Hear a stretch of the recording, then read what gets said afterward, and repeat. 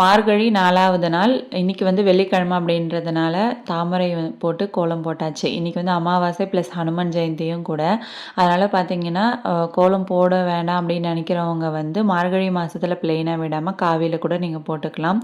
அப்படி இல்லைனா வந்து நீங்கள் படைக்கிறீங்கன்னும் போது அது கூட போடாமல் ப்ளெயினாக விட்டுருங்க. இந்த அமாவாசையை பற்றி நிறைய டவுட் வந்து நிறைய பேருக்கு இருக்குது. அதில் வந்து கிளியராக பார்த்திங்கன்னா நம்ம லாங் வீடியோவில் ஷேர் பண்ணியிருக்கேன். கண்டிப்பாக செக் பண்ணி பார்த்துருங்க.